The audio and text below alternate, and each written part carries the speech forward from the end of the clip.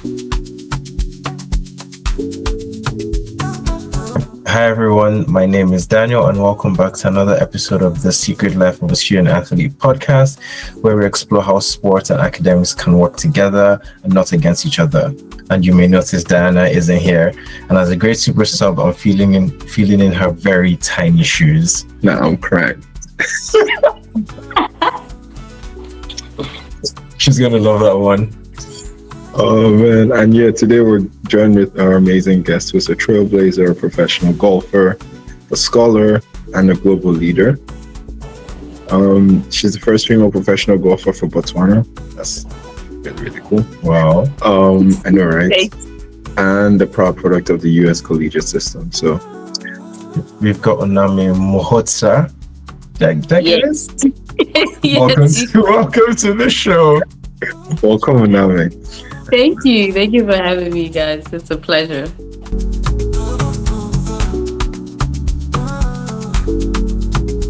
So we'll just get into it. So you picked up golfing, or you were picked up at a golf club at 7 years old in Botswana. Yeah. Like, why golf? Like, how did that become a thing?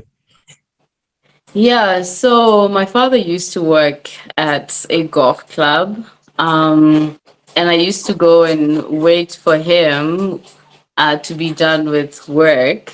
And obviously, if you hang around a place long enough, you end up being part of that environment. So, yeah, that's how I ended up in the sport of golf. I joined these kids' lessons, weekend lessons, got in touch with coaches and programs, and that kind of got me going in the sport. Oh, wow. Yeah. How did it feel when you picked up your first golf club? Can you remember? That's actually a blur. I have a terrible memory. It's actually a blur. And I always say I started golf at the age of 7 because that's when I actually remember, but it might be younger. Because longer. So my dad worked at Stambik Bank Cabron Golf Club, but there was an area called Blue Tree, where it was like a driving range. So a driving range is where you just go and hit balls. And I think I did have interactions with the golf club then earlier, which probably I was around 5, 6. But I don't know how it felt, hey? I think I was too young. I really don't remember anything. I think the feelings that I remember with golf are probably from the age of 12, because that's when I kind of knew what I was doing. And at that point, I had a coach, so I had a routine basically. So I had to come from school, come and do lessons with the coach, spend an hour or 2 on the range hitting balls. And obviously at that point, I hated it because it felt like torture. But yeah, at that point, it was just hitting balls, a lot of balls in the heat, and a lot of misses. So you're really, really frustrated until you get that one good shot and you're like, oh, yes, I did it. And then you come back tomorrow because of that one shot. So, yeah, those are the early feelings that I remember. That's quite cool. Like, honestly, also off the bat, can we just say how difficult golf is? Daniel, have you tried? The only thing I've done is mini golf, and that's already like hard. So I can't imagine like golf outside with the elements, having to like hit it hard. And I did this virtual golf thing where you're supposed to like hit it as hard as possible. Boy, bro, I was like, whoa, because you look at golf and you think, wow, they don't run, they don't sweat. Like you think it's like a low skill level, but it's not. It's like in and of itself, it's a skill. Crazy. Yeah. So I commend you. And you also mentioned that like you go school during the day, and then after school you would then go off and just keep hitting like balls over and over again. So how did you juggle between both? At that point, honestly, it felt like I had time for it because obviously you're a kid, you're waiting for your dad to be done with work. School finishes around 1 p.m. if I remember well, 1 p.m., 2 p.m. and he's done with work at 6 p.m. So that's like 4 hours that you gotta kill. You're done with homework because homework is like maybe an hour. So 3 hours, you can't just idle around. So it kind of worked perfectly with my schedule. I don't have any other activities that I was doing or activities that were taking my time. Um, but as I got older, it was, I think, when you have to now travel for tournaments and you're missing classes, or also maybe you want to hang out with friends on weekends, but you have a tournament. So you're kind of like missing out on things and you kind of have to like see how you balance everything.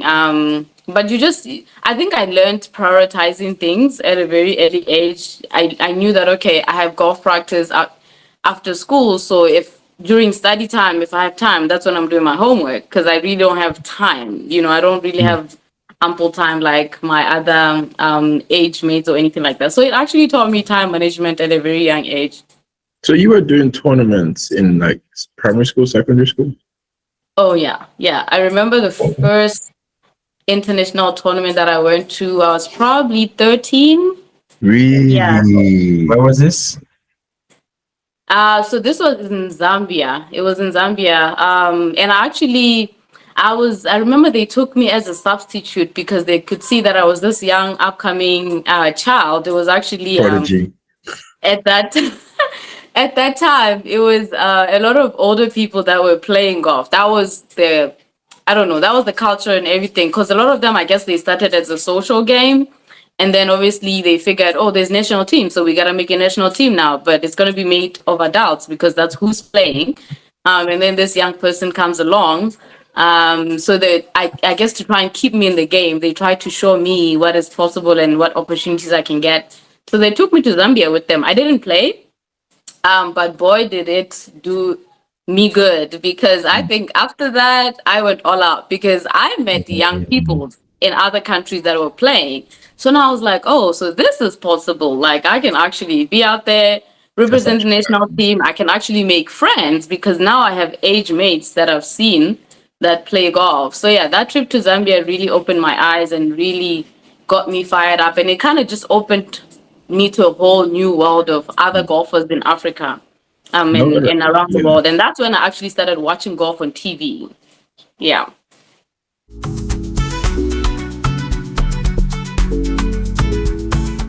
really, that's Yeah. amazing. And I'll give you some time to just toot your own horn a little bit. So you've got here that you've attained 16 amateur career wins. A That's crazy, man. first female 16 is professional crazy. golf tour player from Botswana. Cold, Wow. cold. So after Yes. that's just like two of the many things you've done. But Yeah. being like a pioneer, from Botswana, like what's that like? Like how did you get into that? Because we know people that always are competing in different sports, but they never make it to like that level. Yeah. So like how did you get there? Yeah. Talking about those 16 wins, hey, I don't know how they happened. I think I just kept on pushing and pushing and pushing. 16. Bro, she hit I flow just kept my state. head She down, just hit and flow state. honestly, everything was automatic. I think it was all those hours on the driving range just, paying off, because I really don't remember how it happened. Put Like in that's the work, truth. kids. Dubs everywhere. Dubs. She woke up dubs. Slept dubs. Yeah, but I think how I got to, I guess, get this far is maybe a combination of opportunity, access, and just having grit. Um, I just found the right sport and I had the right patience for it. And I developed a really good vision. So I really, really just kept on going. It's like every time I reached one level, another level appeared. And I realized that, you know what, I started young enough to get to this next level. And I get to this level, I'm like, you know what, I think I'm still in the age range to push for this. So it was just like reaching one target, you get to that target, you realize you still have the physique, the determination to still go for another level, and you keep going. So that's really how I feel like I got this far. So I'm just curious, and I think it's really cool, like, especially within the context of like Africa as a continent. I don't know what the schooling system in Botswana is like, but like kind of walk us through what was that like you going for competitions, going back to school. I don't know how whether golf is like, I'd imagine it's probably more male dominated. I might be Yeah, wrong. yeah, yeah. Yes, Um, definitely. Yeah, so like, you're like a secondary school girl going for tournaments, but going back, dealing with teachers who have probably different thought process. Like, what do Yeah. people say to you? Did they think you were doing something really cool at the time? Or they maybe said, I don't know, maybe discouraging thoughts? Like, what was that experience like in high school, at least, before we get to college? Yeah, it was actually amazing. Hey, it was amazing. I think my school system was my support system for the longest time. They're probably part of the reasons why I kept going. I Shout out. think, yeah, I think they supported me actually more than my family members because I think That's my parents funny. were more really, yeah, seriously, I think my parents were scared because they got me into the sport to just like kill time. You know, you're a kid, we want you to kill time after school, and I took it too serious for them. Now they're like, oh, we don't know what to do with you. Like, we don't know where to find your next tournament. So I'm like, I'll find the tournament. But with the school system, I remember the first tournament that I went, I was still in probably grade six. Yeah, 6 or 7. And we have this thing called the assembly line. I don't know if you guys Yeah, yeah, know yeah. that. Yeah. So I remember I was called in the assembly line and the Flashback. announcement was made. It just made me feel special. Like they didn't know nothing about golf, but just the pride of having a person representing national team in the school. You know, they made sure that was recognized and it was set as an example for other young people in the school. And that trend kind of it went along with other schools that I went to, secondary school, high school. I still actually have contact with my teachers from primary school, secondary school, and high school that really, really supported my journey and always made sure I'm good. Like they'll give me work ahead of time or make allow me to write the test before I leave or Amazing, make sure I write the amazing. test after. So it's like they really like worked around me and really What school helped is me this? to make my life easy. So I went to Lesedi Primary School, and then I went to Marang Junior Secondary School, and then I went to Lidumine Senior Secondary School. Shout out So all shout out those to those schools. schools. Oh, Shout out to yeah. those So schools. you Yes. don't hear stories Yeah. like that where, especially in Nigeria anyway, it's maybe they've changed or given the benefit of the doubt now, but certainly growing up, my experience was definitely more so like, yeah, so if it doesn't work out, what are you gonna do? As Yeah, opposed to the other mindset of, okay, like you could get really good at this, why don't we Yeah. like make these push you. accommodations to make Yeah, it yeah. better for you. But that's really good. I think this is a Yeah. very good example of the level that you can get to if one you're really good at the sport that you do, and if you have Yeah. a support system, especially from school, because you're in school what, 5 days a week, Exactly. plus Yeah. 5, 4, 5, 6, 7, 8 hours. So them helping you is like paramount. And then Yeah. this is your primary school, and then if you go all the way up, like fast forward to like uni or college, well, Mhm. whichever one it's called, how did you Yeah. manage like your sports and your academics then? Yeah, so I actually studied uni at the University of Botswana. So I did about 2 years here before I transferred to go to the US. I don't think my lectures in University of Botswana knew that I played golf because it's just too big. Mm. And I honestly wasn't traveling around that time. So I don't think I needed any managing of my time or anything like that. I think I spent a lot of time in the practice range because I really was focused on my college application. I think that's what was taking most of my time. I just made sure, you know what, I need to have good grades so that when I transfer, I'm all good. But also, I need to spend time on the practice area so that the coaches can still see that I'm good. You know, I'm worth giving a scholarship to. So navigating the University of Botswana wasn't hard in terms of schedule or anything like that. And then getting to the US, oh, it was amazing because obviously there it's a system. You know, they know that we have student athletes here in school.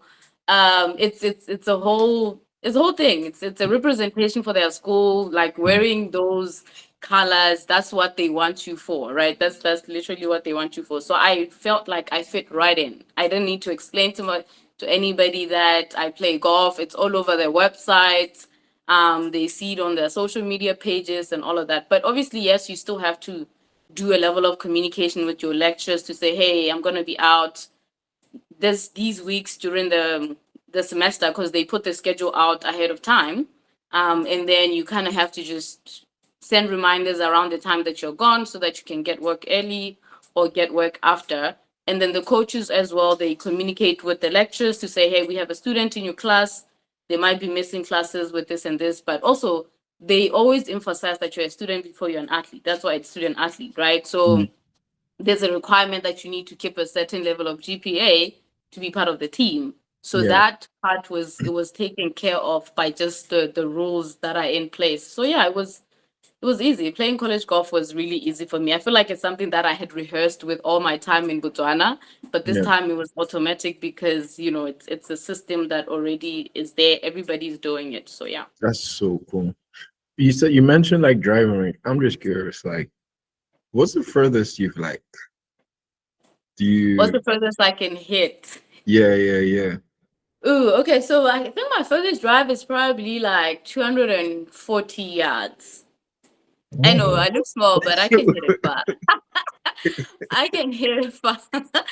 Daniel is he's trying to measure I was, that. I was like, I'm doing the math. I'm like, an American football field is 100. It's like 100 yards, and then like that's double. That's I'm like, what the heck? bro, 240 I yards is know, I crazy. know. But it's more so technique. It's not so my strength. Of course, yes, I have strength, but there is certain level of techniques and things you have That to is get right with actually golf to amazing. get your distance. Bro, you can't see the ball. Do you understand? Like Yeah. actually, you know, that's Yeah. actually amazing. That's wow. I went, what's it called? We go like Top Golf here, trying to hit Yeah. like 60 yards. Right. I'm like, struggling. That's If you hit it, that's good. crazy. Because you should miss it a couple of times before you hit it. If you manage to hit it, that's good. That's actually amazing. Wow.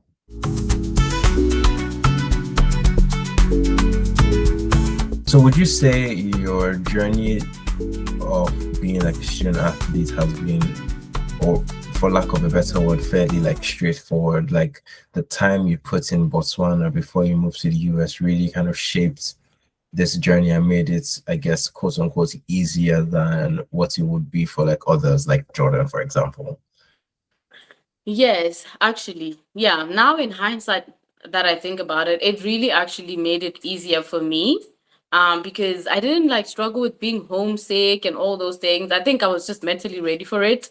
And it felt like I was just continuing something that I was already doing somewhere. I think the only challenge I had was because I was finding information by myself. I didn't go through like a recruiting agency or anything like that. It took me longer to actually connect with the schools and the coaches, right? And also you make mistakes, like you send your documents to the wrong evaluation agency and you have to redo it again and all of that. So those were the only hiccups I had. The fact that I was just a trailblazer trying to do everything by myself. I mean, obviously I did utilize other girls that I knew from other countries, but there's still those mistakes that you're gonna make.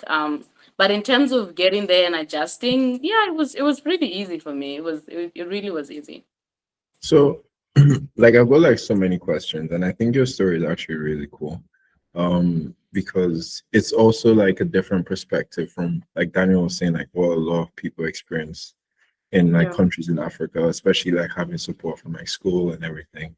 Um, but I remember like when we were talking initially, like before talking about you coming on the podcast and everything, Yeah. you did say I think that you at the time, I don't know what your mentality was like, because now you sound like a dog. You sound like you're ready to bro, I've you're the been through the driver. process. You've been through the process. You've been through the process. But before you got to like this point, right? Like, did you always feel like you could get here, or was it like over time, maybe like believing in yourself more and stuff like that? What was your process like? You know. Yeah. I think deep down I always knew I could get here, right?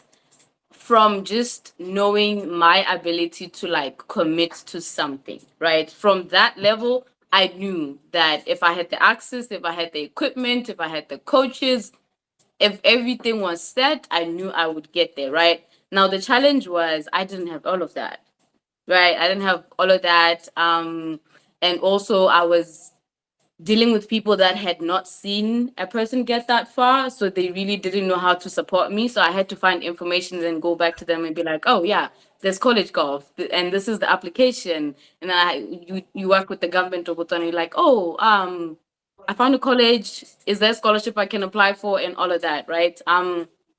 So the only challenge of me thinking I would get there was whether I would be able to like go through the hurdles that I saw that were in front of me. But in terms of did I think I was good enough or did I think I could actually practice the long hours that I needed to get there, that part I could bet on myself. Like, yeah, I always knew I could do that.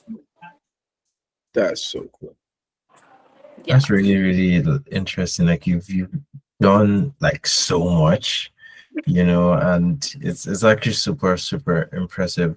And being the trailblazer as you are, what does that and what did that mean to you? Because you're essentially the first female pro golfer from Botswana, right? So the first female playing pro golfer because we have teaching pro golfers, right? So Right. we've had ladies that have come, but they decided to be teaching pros. So they teach instead of like being an actual player that plays for a living or travels and plays for a living. So yeah.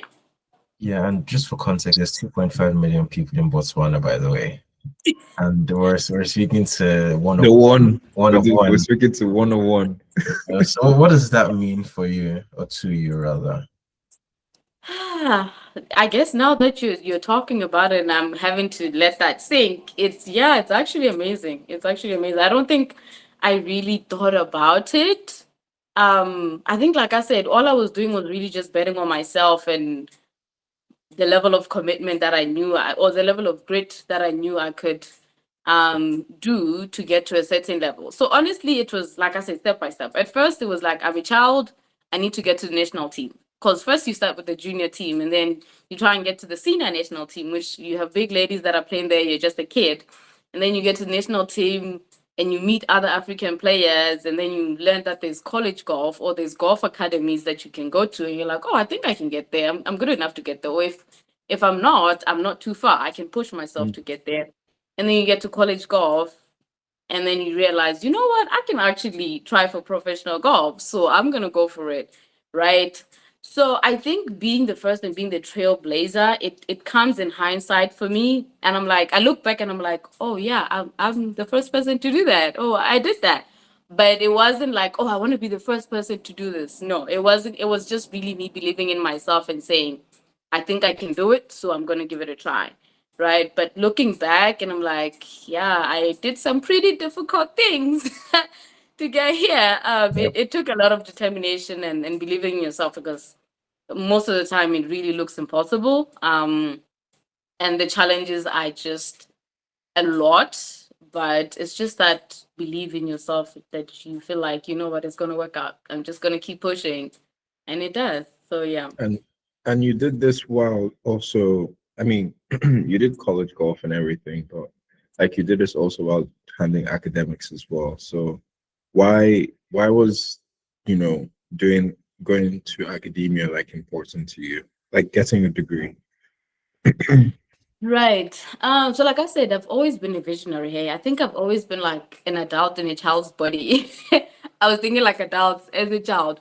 So I've always thought about career, like a career pathway, which means you can have multiple careers in your life. You don't have to do one thing, right? So I just thought about, oh, I want to be this person at some point. I want to make this amount of money. I want to live this type of life, and I have these skills. I think I did a lot of personal development as well too early in my life, so I learned that you know what, you gotta get this, like you have to like do the best that you can in your life and you can get Mm. this far, and these are the things that you need. You got to make money, you got to get qualifications, you got to utilize your skills and all of that, right? So I knew that academics was also one of those things because obviously I was good in school. I did really really well even with missing classes and traveling.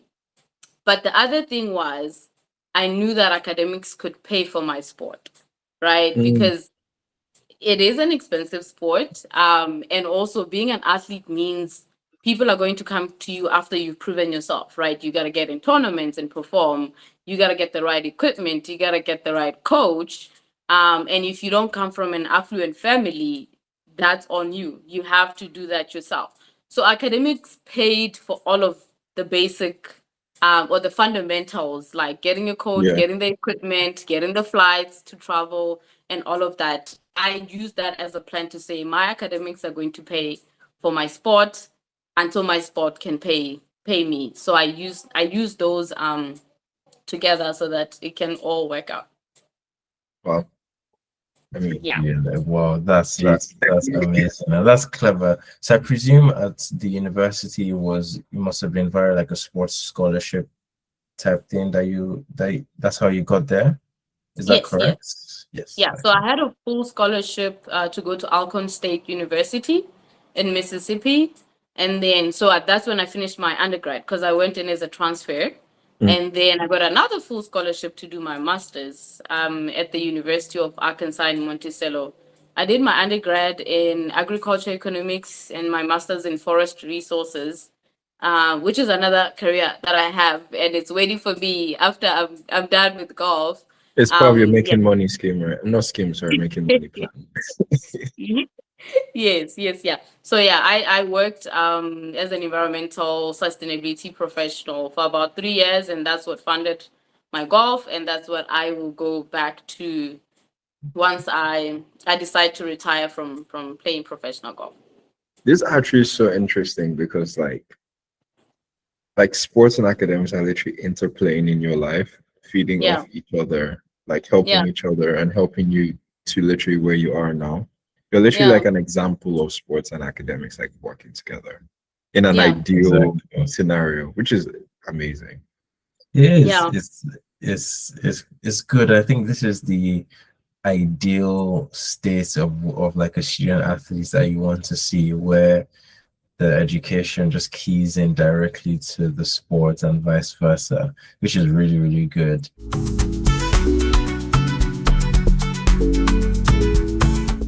Oh, I can see you've got a t-shirt with Tanya Monana Projects. yes, Tanya Munana project. Could you tell us a bit more about that? Because she's an IOC young leader as well. Shout out to the Yes, IOC. yes. Shout out to IUC Young Leaders. Yeah, there wouldn't be no Tanya Munana without IUC. So Tanya Munana project. So Tanya Munana is a Setswana word that directly translates to wake up young person.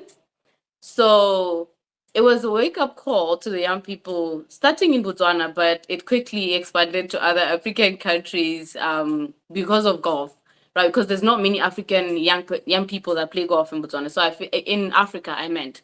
So I figured whatever applies to Botswana can apply to other African countries.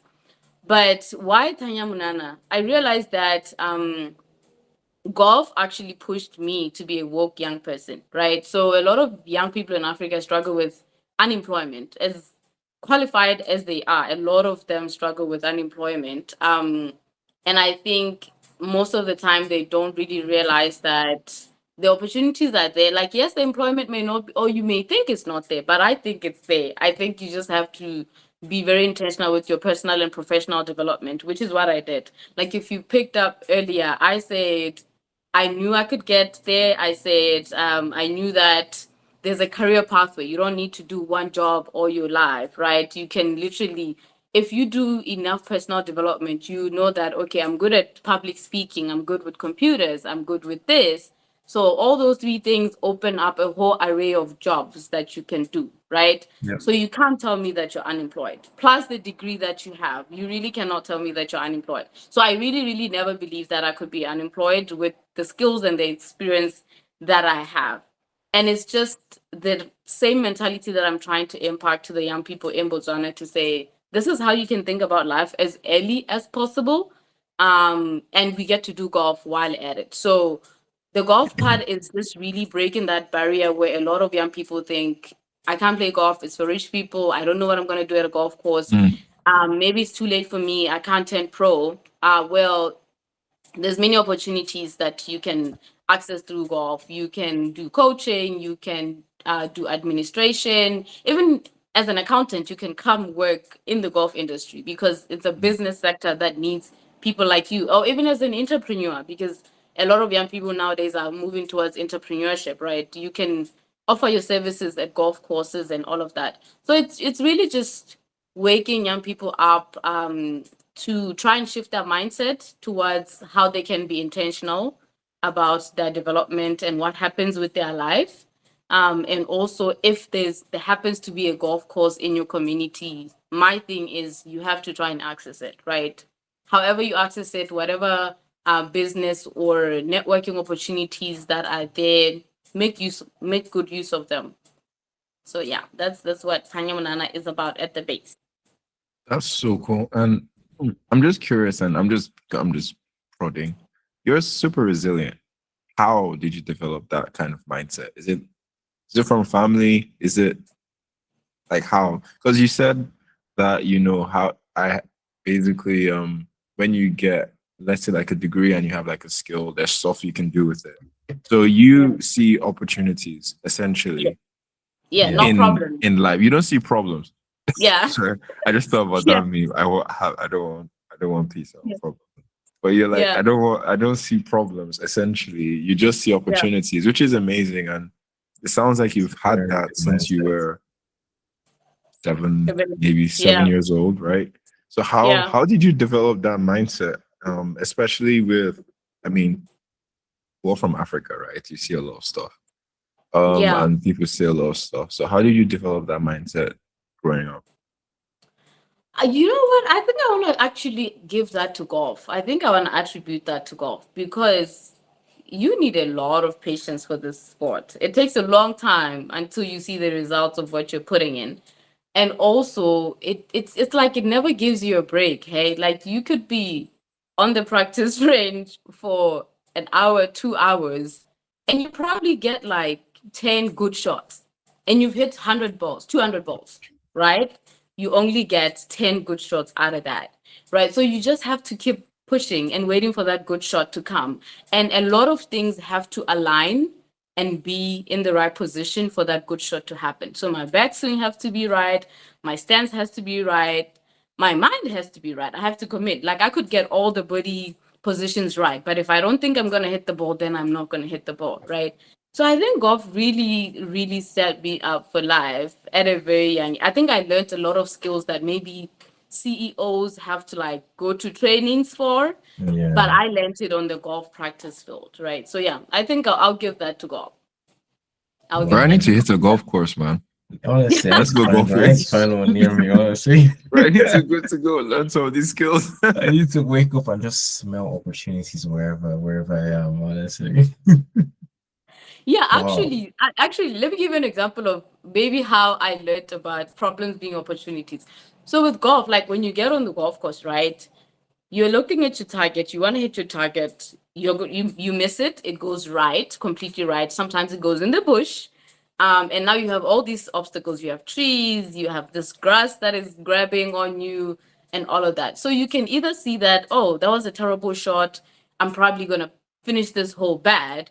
Or you could say, this is an opportunity to hit a good shot from a difficult situation, which is how I always look at it. And I actually learned this from Tiger Woods. Tiger Woods is very well known for like pulling out the craziest shots from the impossible situation. So when he goes in trouble, you don't actually see him get angry. It's like I think deep inside he gets excited. He's like, "Oh yeah, I get this difficult shot, and if I pull it out, then you know what? It means I'm really really good at something, right?" Wow. So yeah, I think Wow. I really really learned to see problems as opportunities from that. Wow. You're such a G, honestly. Bro, That's what like, I can say. bro. So I what was, would yeah. you advise to like student athletes that coming up, some of them that maybe they're in the mindset of, yeah, I have to forego school to focus on my like sports. Like what's your advice to them? Yeah, I think I'll bring it back to personal development. I think you have to really know yourself, know your opportunities, and know your chances, right? Because it might not be your thing. Because I've seen we have our the current 400-meter world champion, Litsile, right? The Oh, sprinter. that's Yes. you're So like one of my favorite Botswanas, but like him, I love that see that he's amazing. He's amazing. So he didn't go the college route, right? Because when you look at, I think athletics, I think the time period is small, or maybe he wasn't even good at school. I don't know what his story is, but he decided to go full on athletics because that's where his talent is. That's where his money is. That's where he's gonna maximize his opportunities, and it worked out for him, right? So I think as a student athlete, you have to see what are your challenges, what are your opportunities. My challenges were I knew I'm going to need to finance for myself until I can be visible, because obviously I was coming from a country that is not known. There's not many people that play golf in Botswana, so I couldn't just say, oh, I'm just going to play golf. Like, that was not really going to work for me, because who was going to pay for me to actually play golf, right? If I was in the US, then yes, you can probably do golf, because there's a lot of companies that are looking for athletes to advertise them. And nowadays there's like student athletes can actually get NILs and brands deals from Yeah. college, right? But for somebody like me who had a challenge that they needed to fix, I figured, you know what, I'm good with school. I actually want to have an academic career outside of school, so I'm going to do both, right? So I think you have to know your strengths and your weaknesses, your opportunities and your challenges, and see what works best for you, which can only come with personal development, because really nobody can tell you that for you. You really have to, like, yes, you can get advisors and all of that, but at the end of the day, you are the person that has to make the decision to Yeah. say, am I going to go full on Facts. sport, Mm. or do I feel like I want to get some academic to back up who I want to ultimately become as a human being? Because at the end of the day, it's who you want to become, right? That's really cool. And actually leading on from that question, and you're really a product of like sports and academics working together. And part of that is, I guess, parents and coaches and teachers Yes. working together with the student. So, Yeah. what's your advice from your experience on how parents, coaches, and teachers can, I guess, like help and support student athletes, and also what is a misconception that people have of student athletes? Yeah. I think actually I did have a period of my life where a lot of people around me were telling me to quit golf, because remember, nobody had ever gotten to this level. Yeah. They didn't know that there's college golf. They knew there was pro golf, but it was something they saw on TV, and it was very, very, very far-fetched, right? So they really thought me trying to do this pro golf thing is just me, I don't know, going into a rabbit hole that I will never ever get out of. So their advice was, you know what, you're good with school, please just focus on school. But deep down, I knew there's a chance that this pro golf thing might work out. And even if it doesn't work out, I think just taking a chance on yourself and believing in yourself, it does you a lot of good with everything else you do, right? So I figured I learned that when I do well on the golf course, it relates to everything else in my life, even in school, right? If I get that shot that has been troubling me on the practice field, if I get it right, somehow that math problem that I've been struggling with at school, I'm going to get it right too, Mm. somehow. Because at the end of the day, it's the same mind, right? You're still the same human being on the golf course, in life, at school. So you have those transferable skills, right? So I would say I don't think there's any harm with a child doing sport. If they are willing, if they have the physique and all of that, even if they don't end up being pro, they will learn a lot just by being in a weekend program, doing some level of sport. If they can take it to national team, be a student athlete, be a pro, it's ultimately going to work for their good. I know it gets to a point where some people obsess and they're really hard on themselves and all of that, but it goes back to the personal development and knowing what can and can you not do. I mean, if right now I'm like, oh, I want to be Tiger Woods, I want to be world number one, that may be pushing it. Looking at how far it took me to get there. Tiger Woods broke into the professional space, I think, at 21, right? So he can push for world number one, right? I'm 30 and I'm just making or breaking into professional golf. So I have to adjust my goals and be like, okay, I think I can play pro golf in Africa or in Europe or in USA, and maybe make the top, or maybe get a world ranking. Like that on its own is an achievement, right? Nobody has ever Yeah. done that in Ghana. So that should be my target, right? That's a reasonable and achievable target, right? So I think where it gets a bit toxic and people start to be really hard on themselves and sport actually works against them is you're setting unrealistic goals. Or maybe sometimes your environment is pushing you to set unrealistic goals. They're like, no, you should push for number one. If you are not pushing for number one, you're wasting your time. But no, setting that reasonable target, it's actually going to give you the right momentum to get to the next possible target, right? Yeah. Right. So I think for parents, let the kids have reasonable goals. It's gonna work for them. It's not gonna break them. If they get to that goal and they still have some fuel in the tank to push for the next goal, good. They can go for the next goal. So yeah, that's what I would say. Nice. That's really good. It's like how they say even in work and at uni having like SMART goals with the Yes. abbreviation for SMART. I can't remember it, but I know M is measurable. I think Just so specific, measurable. measurable, What's achievable. Achievable, achievable, realistic? What are realistic, yes, realistic timely, and and time. Yes. yes, Yeah. exactly. Having small goals that are like that set you up, as opposed to bringing you down.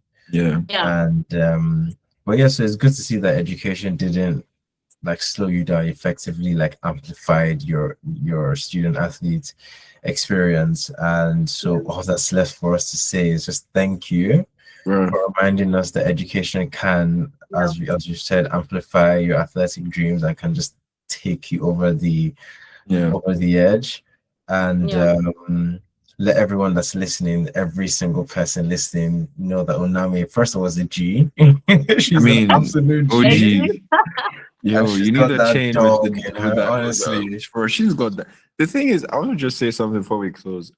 I realize something. A lot of the people we speak to have this like calm, chill attitude, but they're like Yeah. killers when it comes to sports. Like when Oh they yeah. describe how they go about their sport, it's like it's nice. It's actually quite nice to see like that dynamic. Like you seem super chill and everything. But like take us to the golf course, and she's like Yeah. Yeah. And you can tell that outside. like you're really like just from speaking to you, I can tell that you're confident. And once you have like your eye on the On the target, target. Game you're over. going for it. It's Yeah. like you're Yeah. going for it.